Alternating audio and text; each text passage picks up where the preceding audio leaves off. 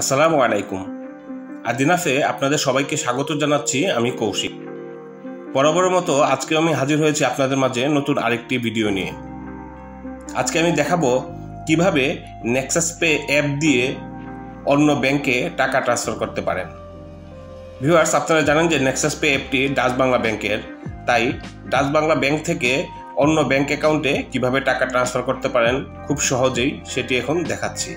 তো তা করার জন্য নেক্সাস পে যে অ্যাপটি আছে এটি ওপেন করছি প্লে স্টোর থেকে, এবং অ্যাপল ইউজাররা অ্যাপ স্টোর থেকে ইনস্টল করে নেবেন। তো নেক্সাস পে অ্যাপটি ওপেন করলে প্রথমেই মোবাইল নাম্বার চাবে, যেটি আপনার নেক্সাস পে অ্যাকাউন্ট, এটি দিবেন। যদি আপনি অলরেডি ব্যবহার করে থাকেন তাহলে বাই ডিফল্ট এই নাম্বারটি নিয়ে নিবে। তারপর এখানে নেক্সাস পে পিন এটিকে দিতে হবে।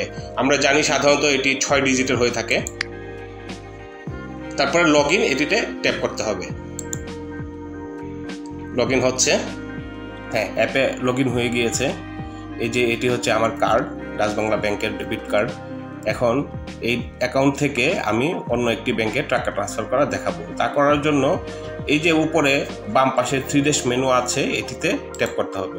ট্যাপ করার পরে এখানে দেখুন সকল সার্ভিস নেক্সাস পে অ্যাপ দিয়ে যা যা করতে হয় সব দেওয়া আছে। এখান থেকে যে কোনো ডাচ বাংলা ব্যাংকে টাকা পাঠাতে হলে এই যে সেন্ড মানি এটিতে যেতে হবে। আর যেহেতু অন্য ব্যাংকে যাব তাই আদার ব্যাংক ট্রান্সফার এটিতে ট্যাপ করব। এবার লেখা আছে বেনিফিশিয়ারি ম্যানেজমেন্ট। এটিতে যদি আমি ট্যাপ করি, মানে হচ্ছে আমার যদি আগে কোনো বেনিফিশিয়ারিতে টাকা পাঠানো হয়ে থাকে, দ্যাট মিনস বেনিফিশিয়ারি মিনস যাকে আমি টাকা পাঠাবো। তো এই যে দেখুন লেখা আছে বেনিফিশিয়ারি লিস্ট, এটিতে ট্যাপ করলে আমি এই পূর্বে 3টি অ্যাকাউন্টে টাকা পাঠিয়েছি তার লিস্ট এখানে দেওয়া আছে, সেটি সেভ করা। আমি এখান থেকে ডিরেক্টলি টাকা ট্রান্সফার করতে পারবো। আমার অ্যাকাউন্ট নাম্বার, তারপরে ব্যাংক নেম, ব্রাঞ্চ নেম এগুলো আর নতুন করে অ্যাড করতে হবে না। এর জন্য এই লিস্ট থেকে আমি যেতে পারি, অথবা নতুন কোনো অ্যাকাউন্টে পাঠাতে হলে এখান থেকে অ্যাড বেনিফিশিয়ারিতে আসতে হবে। তো অ্যাড বেনিফিশিয়ারিতে আসলে প্রথমে আছে অ্যাকাউন্ট দিয়ে আমি সেভ করতে পারি, অথবা কার্ড দিয়েও আমি সেভ করতে পারি। তো আমি যেহেতু অ্যাকাউন্টে পাঠাবো তাই প্রথমেই দেওয়া আছে রাউটিং নাম্বার। তো সাধারণত আমাদের রাউটিং নাম্বারটি জানা থাকে না, কিন্তু আমি যদি ব্যাংক নেম এবং ব্রাঞ্চ নেম সঠিকভাবে দিই তাহলে অটোমেটিক্যালি রাউটিং নাম্বার ওরা নিয়ে নিবে। তো এখানে ব্যাংক সকল বাংলাদেশের ব্যাংক নেম দেওয়া আছে। তো অ্যালফাবেটিক অর্ডারে দেওয়া থাকলেও আপনার খুঁজতে অসুবিধা হলেও আপনি এখানে সার্চ দিতে পারেন। ব্যাংকে ট্যাপ করলাম। এবার দেখাচ্ছে সার্চ এরিয়া অথবা ডিস্ট্রিক্ট। তো আমি যেহেতু ঢাকা পাঠাবো তাই ঢাকা সাউথ সিলেক্ট করলাম। এবার ঢাকা সাউথের যত ব্রাঞ্চ নেম সব এখানে চলে আসছে। আমি আমার ব্রাঞ্চ নেমটি সিলেক্ট করলাম। এবার অ্যাকাউন্ট নাম্বার, তো অ্যাকাউন্ট নাম্বারটি এখানে টাইপ করতে হবে। এবার বেনিফিশিয়ারি অ্যাকাউন্ট নেম, এখানে বেনিফিশিয়ারি অ্যাকাউন্ট নেমটি লিখতে হবে। এই দুটো ইনফরমেশন দেওয়ার পরে এবার নেক্সটে ট্যাপ করতে হবে। আবার সামারি দেখাচ্ছে bank name, branch name, district. এই যে রাউটিং নাম্বার দেখুন নিয়ে নিয়েছে ওরা, অ্যাকাউন্ট নাম্বার এবং অ্যাকাউন্ট নেম দিয়েছি। এবার এখানে নিক নেম লিখতে হবে, বেনিফিশিয়ারির নিক নেম। তখন অ্যাড বেনিফিশিয়ারিতে ট্যাপ করতে হবে। হ্যাঁ, সাকসেস, বেনিফিশিয়ারি অ্যাডেড সাকসেসফুলি। এবার এই ফান্ড ট্রান্সফার লেখা আছে, এটিতে ট্যাপ করতে হবে টাকা পাঠানোর জন্য। এই যে এখন কিন্তু আমি আবার হোম পেজে চলে এসেছি। আমি আবার দেখাচ্ছি, এই যে আদার ব্যাংক ট্রান্সফারে ট্যাপ করলে এখানে চলে আসতো। আমরা প্রথম অপশনটি কমপ্লিট করলাম। এবার ফান্ড ট্রান্সফার, এখানে সাধারণত 2 ধরনের ট্রান্সফার হয়। একটি হচ্ছে BEFTN মানে রেগুলার ট্রান্সফার, আর একটি হচ্ছে NPSB বা ইনস্ট্যান্ট ট্রান্সফার। রেগুলার ট্রান্সফার হচ্ছে সাপোজ আপনি যে সময়ে টাকাটি ট্রান্সফার করছেন সেই ওয়ার্কিং ডে যদি থাকে তাহলে ওই দিনের ভিতরে টাকাটি ট্রান্সফার হবে, অথবা যদি ওয়ার্কিং ডে না থাকে তাহলে পরের যে দিন ওপেন হবে সেই দিনের ভিতরে ট্রান্সফার হবে। দ্যাট মিনস এটা সময় সাপেক্ষ বিষয়।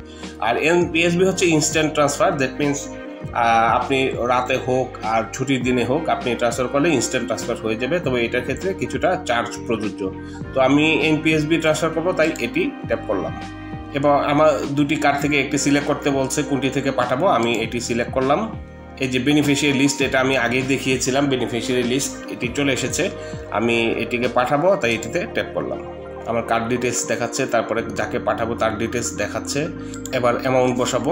এবার ন্যারেশন মানে বর্ণনা, এই টাকাটি সম্পর্কে যে কোনো একটা কিছু আপনি লিখলেন। এবার হচ্ছে নেক্সাস পে পিন। এবার I agree to this terms condition, এই টার্মস এন্ড কন্ডিশনগুলো আমি মানি, এখানে ট্যাপ করে দিতে হবে। এবার ফান্ড ট্রান্সফার এটিতে ট্যাপ করতে হবে। আবার কনফার্মেশন চাচ্ছে, are you sure, you are going to send এত amount to this bank account, আমি শিওর তাই ইয়েসে ট্যাপ করছি। এবার একটি ভেরিফিকেশন কোড আমার মোবাইলে আসবে। একটি ওটিপি চলে এসেছে আমার রেজিস্টার্ড মোবাইলে, এটি এখন এখানে টাইপ করতে হবে। এবার সাবমিটে ট্যাপ করতে হবে।